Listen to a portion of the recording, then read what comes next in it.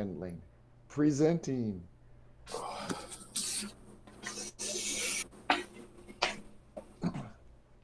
Okay, how about some objection handling techniques? Handling objections. Okay, attitude before action. Attitude before action. Attitude is a feeling. Feeling is an emotion. And so oftentimes when we are, we have the opportunity to embrace an objection, it's a natural part of growth in a sales presentation.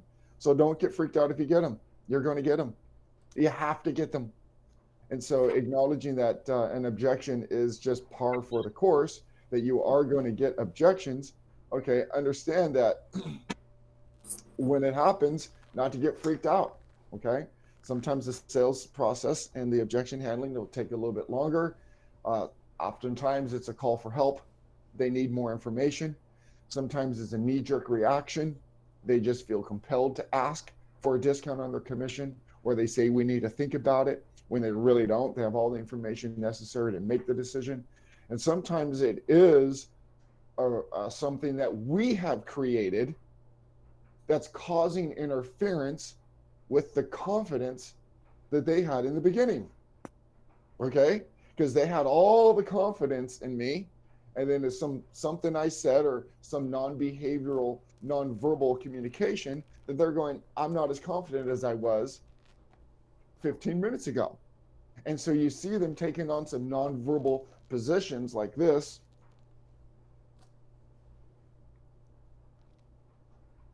Well, before they were like this. And so when we read that nonverbal communication, oftentimes we're going to be buying into it. So there's a whole bunch of sources where objections come from. Sometimes we create them. Sometimes they're just knee-jerk reactions. Sometimes they're a call for, sometimes it's a call for more information. And, you know, at times it's also, they don't have the strength just to say, no, thank you, Todd. You're not our guy. So they'll just give you objections until you give up. Okay? Has anyone else encountered scenarios like that in objection handling where you were the source of the objection, or it was just a knee jerk reaction? They said it and then they complied with your request? Or can you have examples of when there was an objection and it actually was a call for more information? Or have you been in a sales presentation where they just continue to object because they just can't flat out say no to you, or they don't want to insult you just by saying you're not the guy? Oh, so no one ever gets objections besides me?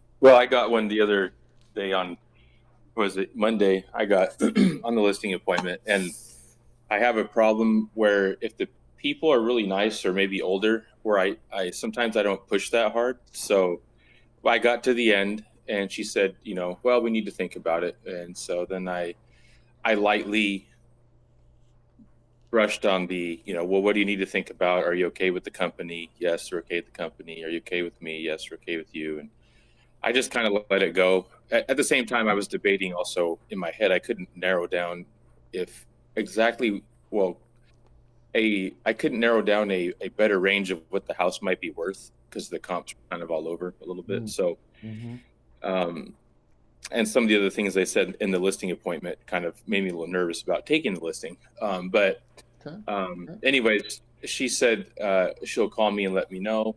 And I just kind of settled for it.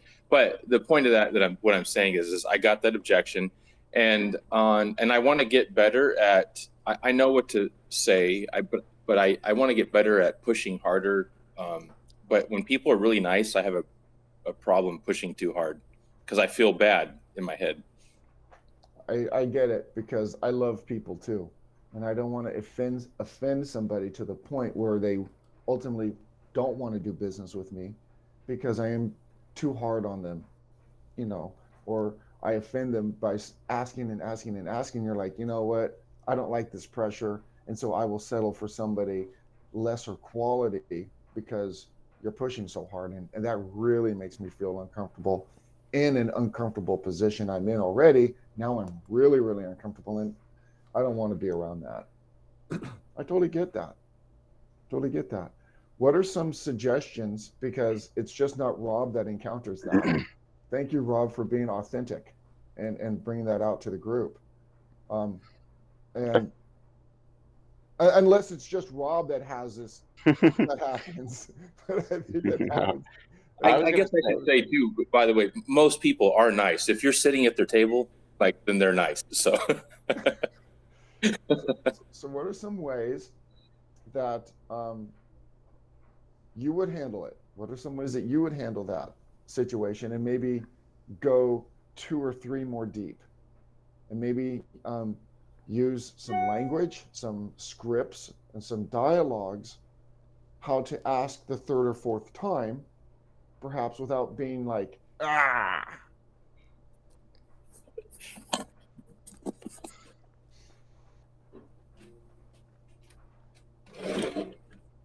Oh, hey, I have an idea. Here's one. Um, it's called a single link objection handling technique. And it really is designed to test the mettle of an objection. So naturally, the steps for objection handling is number one, don't get too excited about it, emotionally speaking. Okay. So they can see you calm, they can see you relaxed. You know, if you are calm and relaxed in a state that I am, my calm and relaxed is different than Rob's calm and relaxed. Okay, we all have our calm and relaxed. So stay calm, stay relaxed, and then repeat the objection. And then complement the objection. So step one, remain calm and relaxed. In other words, exercise mindfulness and emotional control. Step two, repeat their objection. And when you repeat the objection, you want to have eye contact with them. It demonstrates that you're not addressing a fear. You are responding versus reacting. Okay, I'm going to give you a response versus a reaction. A reaction. I can't believe you'd say that. You don't know how dumb that sounds. Okay, so you want this is me without having any coffee for 3 days. Okay, so just deal with it. So you collect yourself. Yes, me too, man. Um, you address yourself with mindfulness, understanding that this is just part of the process. Then you repeat the objection, and you want to use the same phraseology that they did, as close as you can. I need to think about it. You need to think about it. So you want to use some of the same phraseology. And then you acknowledge it / compliment it. This is Objection Handling 101, and it is a great reminder to have this refresher. Brian Tracy, Zig Ziglar, um, Tony Robbins, Mike Ferry, Tom Ferry, Brian Buffini, uh, all subscribe to the same process of repeat, compliment the objection, or acknowledge. Okay. I was gonna say, what does compliment the objection mean? Give me an objection and I'll demonstrate. Thanks, Todd. Appreciate everything that you came out and presented to us. We just need to think about it. You need to think about it? Oh, that's fantastic. Thank you for bringing that up. Okay. Yeah. And so it really, when you acknowledge it, it demonstrates, well, that's, I'm validating. I'm not agreeing. I didn't say that. I didn't say that. So don't misinterpret. I'm validating their fear. I'm validating their concern. I'm validating their feeling. I didn't say agree with it. I'm validating it. I'll get payment later, but I'm validating it. What happens is the customer is all set for a fight. Here comes the objection. They put up, some of you may have seen me demonstrate this before. They have a shield. Okay, the shield is to keep you off of them in order so they can feel secure or whatever they're feeling. The shield is to protect them. The shield can also be used as a weapon too, if necessary. They can beat you over the head with an objection as well as protect themselves. That's what shields are designed for. So they're going to present this shield. I need to think about it. And they're like, I've used this before with salespeople and it's been successful. Even though I feel like I want to do something and I should be doing something, I'm just going to pull the shield up and see what happens. And they're expecting a fight. Typically, the salesperson will grab a hold of that shield and try to rip it from their hands. And so they have dug in their heels a little bit. They are expecting some resistance because let's make no mistake, we're the salesperson, they're the customer, they're supposed to object, and we're supposed to have this fight now. And so you just don't let them have it. So they present the shield. I need to think about it. You say, that's a shield. I like the shield. And they're like, so they lower it down just a little bit. They're not letting it down, but they lower it down right over the top and you can see their eyes. And right when they relax and lower the shield, you take your two fingers and poke them in the eyes. And then they're blind, then you take the shield away. And so you distract them a little bit and get them off of their emotional course. They're not expecting you to compliment it. So what do you mean? Then the next question is, what do you mean by acknowledge? Well, sometimes you don't want to necessarily compliment something that could be on the borderline of a condition or an objection. Take, for example, I really can't make this decision right now. I am going to be moving forward, but my wife just broke her leg and she's in the hospital. I'm going to need some time to think about it. You need some time to think about it? Your wife just broke her leg and she's in the hospital? Good for you. Okay? Okay? That's not something you may want to compliment. Okay? That'd be something, oh, okay. Great. Thank you for bringing that up. Okay. Now you may already know that, but it could also be a delay from him having to sign something because you could get half of it signed now and you can send the other half to get signed later or through electronic signature. So he may be using his wife has a broken leg in order not to move forward when she had given him all authority to make the decision for her without her being present. Okay. I've been in those situations before, and so have you. And if you haven't, you will be in the future. So I'm spending a little bit of time here building it up so you understand that, the attitude, the feeling that you have when you have the interaction, then when the objection is presented to yourself, what to do with it, you repeat the objection. Oh, that's a shield. And you compliment it. Hey, that's a great looking shield. Or you need to think about it. Fantastic. Great. Appreciate you bring that up. And then you can use a real quick technique to test the strength of the objection. Not all objections are created equally. So take a quick jab at it. Okay. The shield may appear to be made of steel, but once you touch it, it could just be a piece of tinfoil and fold really easily. So you may not want to treat this initial objection with a whole lot of attention and flair and dialogue. Try to take a jab at it. And it's interesting. Everyone's real tough until they get punched the first time. Then you get to see what they're made out of. People are real tough the first time with their objections. And then when you touch them, sometimes it's really not that much. So I'm not going to build up a lot of energy around that initial objection. So let's get back to Rob's objection. And I'm going to handle it with what they call a single link. It's a quick 1-2 punch to determine the validity and the strength of the objection. Go ahead. Thank you, Todd. I appreciate you coming over and sharing all this information with you. And so my wife and I, we're just going to think about it, and then we'll call you on Tuesday. Oh, great. You want to think about it and give me a call back on Tuesday? That's a valid thought. I appreciate you bringing that up. And the more you think about the degree of what's happening in today's market, the easier it is for you to see why I'm the right agent to get the job done. Let's just go ahead and sign a contract now.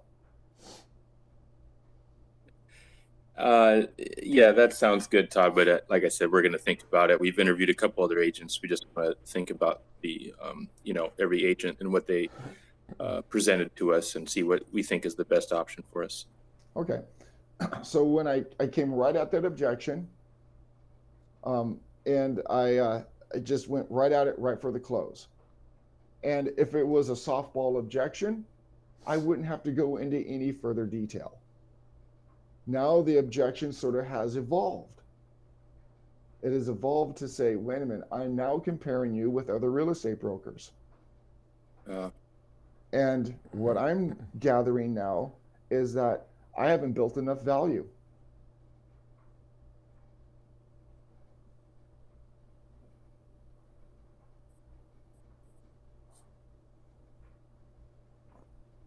So I can dig in and go in that direction.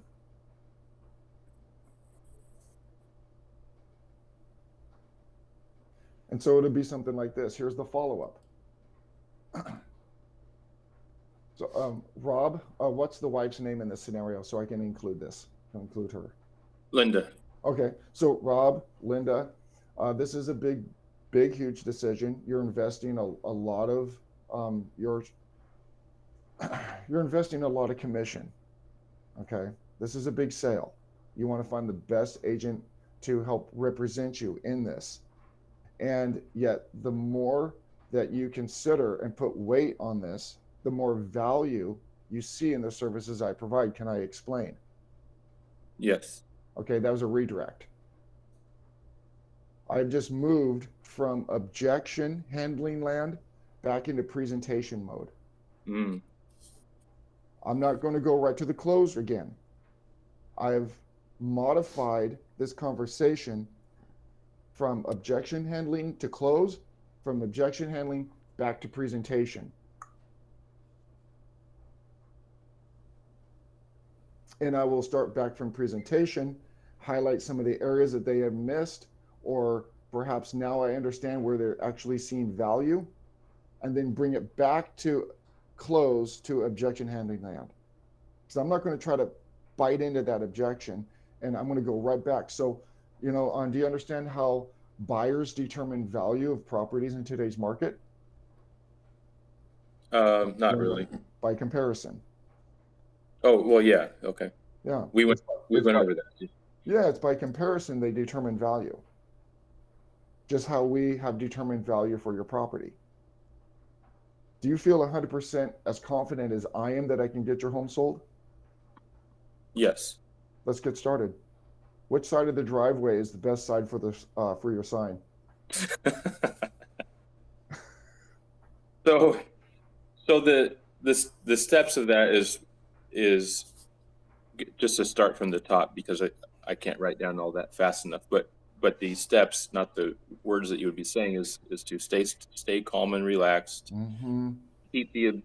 Repeat the objection with eye contact, with the same phraseology that they used. Acknowledge it or compliment it, whichever is appropriate, and then validating it, and then go in for that quick test close and just see what they say.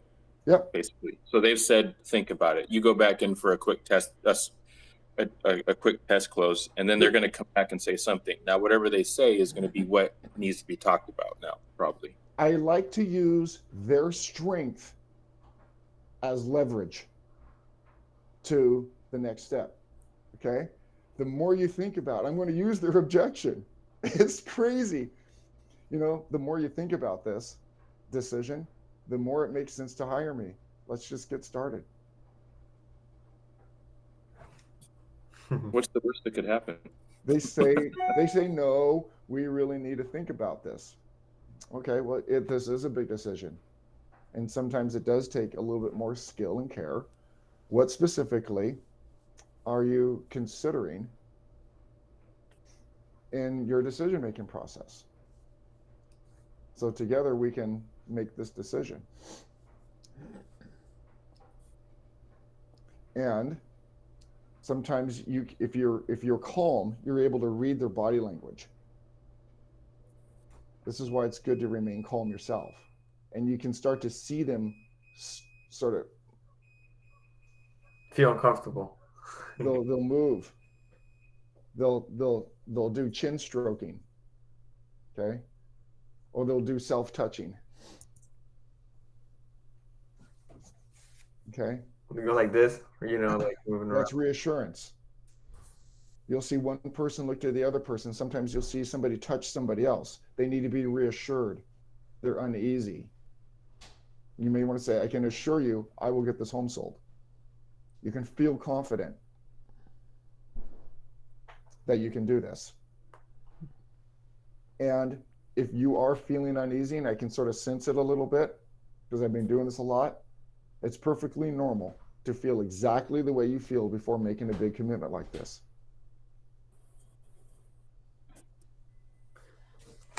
Thanks. So let's take a step back. So when you're redirecting somebody from the term to use is, may I explain? Can I explain? Versus, let me tell you. Because no one wants to be told. Let me tell you what I mean. May I explain what I mean? Can I explain? And they're like, explain away, bro. Don't tell me anything, but you can explain. Yeah, I'll give you permission to explain, but I'm not going to give you permission to tell me something. Sorry to interrupt. Oh, no worries. So when you were that transition from you acknowledge objection, it's actually a lot deeper than what you think. So you have to go back into presentation mode. Yes. What was that transitioning when you transition from there, where you acknowledge it, and do you acknowledge it again, or I forgot what transition you use. Let's get back into role play. Okay. I need to think about it, Jose.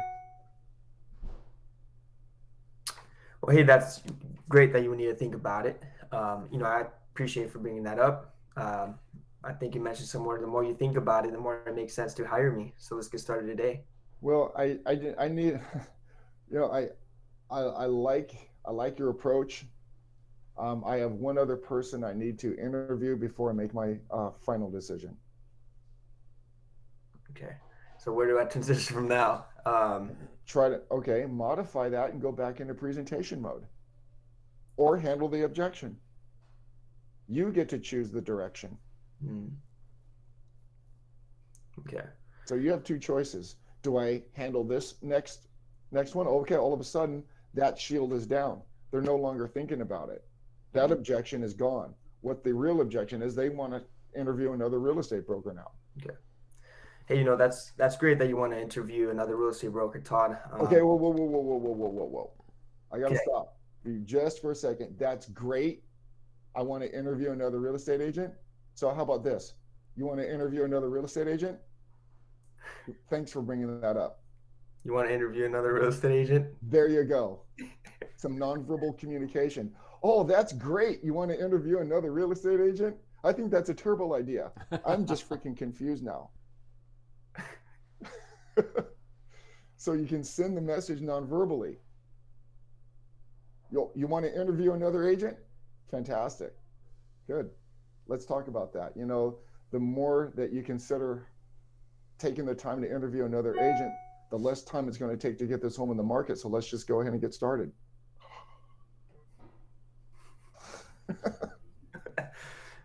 So that's a light tap into it. If they really believe they need to interview another agent, after I just said that, guess what? That's a pretty good objection. It's a real objection. It's more real than the first one they had. I need to think about it. That first one wasn't real. it turns out that they felt like they want to interview another agent. So you go for the close again, or you go back in presentation mode? Depends upon my feeling. Depends on the dynamic of that. Hard to say. I can go in either direction. How would you transition? Hey, Todd, I want to interview another broker before I make a decision. Well, you want to interview another broker before you make your decision? I appreciate you bringing that up. And the longer it takes to go through these interviews, the longer it's going to take to put your home on the market and take advantage of today's pricing. So let's go ahead and get started. That's the close. So the longer it takes to go through the interviewing process, the longer it's going to take your home to get on the market, which could in fact affect the outcome of the sales price. Can I explain? Yeah. Then you go back to kind of pricing and why now is a good time to get started by not putting any more time. Excellent. Very smooth. It's a form of verbal modification, the technical term. This is what politicians practice. It's why it's like, did they really answer the question? It seems like they answered the question, but they didn't answer the question. Now we're on a different subject. What the hell just happened? That's why practice makes perfect, man. We got to practice these. And you want to interview another agent? Yeah. You want to interview another agent? You need some time to think about it? Great. I'm glad you brought that up. And I do a little eyebrow lift like, you're freaking crazy. With a head tilt. Eyebrow lift, head tilt. That means question, you're nuts. Non-verbally. And what I'm doing is I'm speaking to their subconscious. Their conscious is just registering the words. Only thing they're going to be left with is how they feel. And they're going to be feeling, boy, why did I even bring that up? That was stupid for me to say. And I don't have to say it. I can speak non-verbally.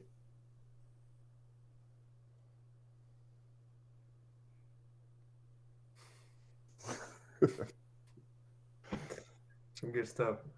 Okay. I know that's a lot to absorb.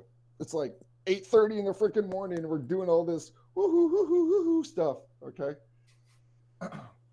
But to take it back to what Rob has noted is when you get the objection, just remain calm. Okay. Don't buy into the frenzy, into the emotion. Remain calm and objective. It takes practice to do this.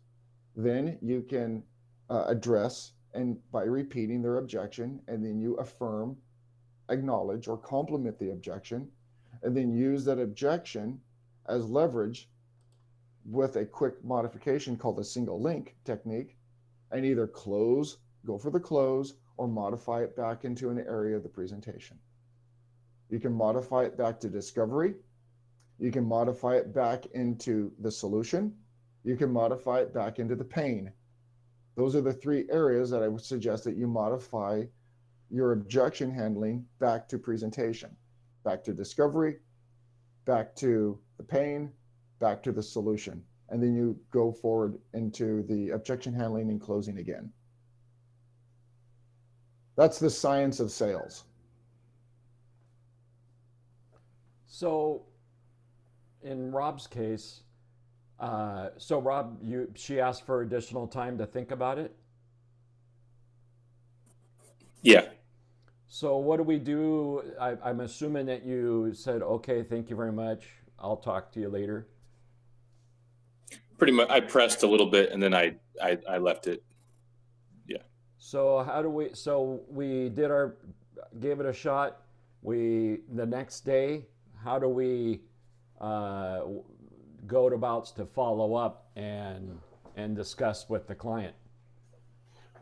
Okay, I'm going to interject here because there is 3 different ways to have some next step on that objection. There's 3 different ways to handle that. They're on site or the next day? Both. Okay. And together. Mm. Okay. Yeah. Rob knows what I'm talking about, and a few of you know what I'm talking about as well.